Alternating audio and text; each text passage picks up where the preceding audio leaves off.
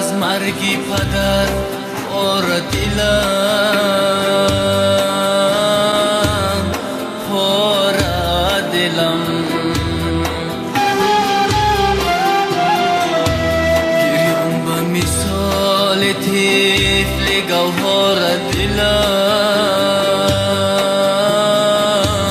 گوهر دلم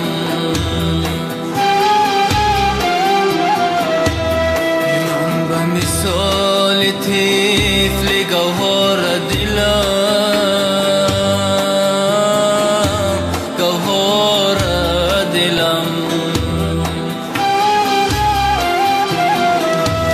فرزند پدر بعد پدر گشت حالا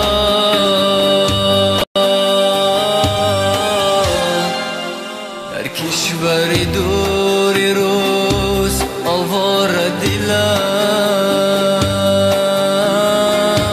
آوار دلم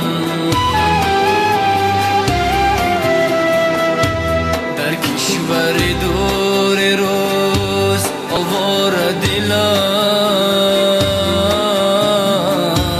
آوار دلم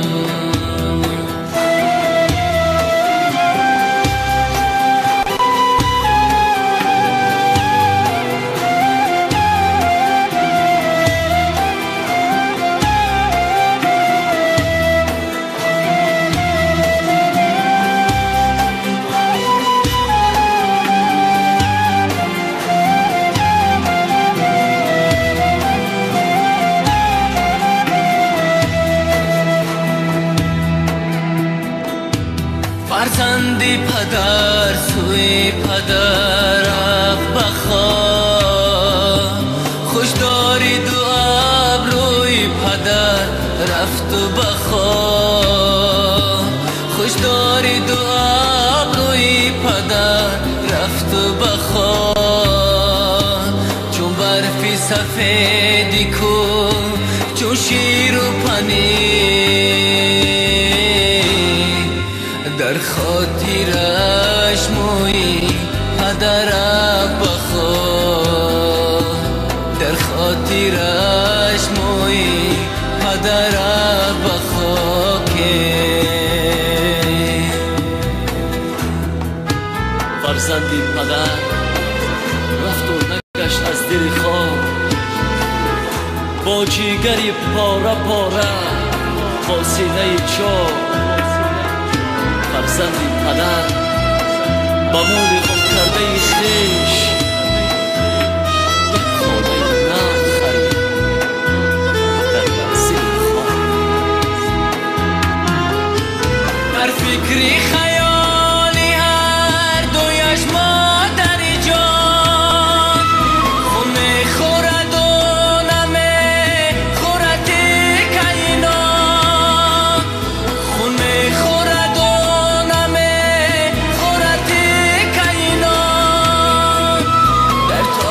بلندی آسمانا نگذاشت در طاقی بلندی آسمانا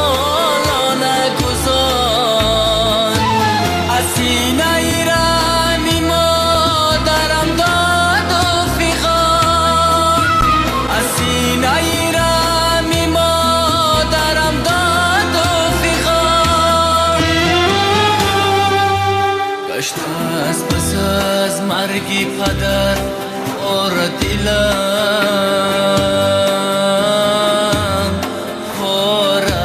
دلم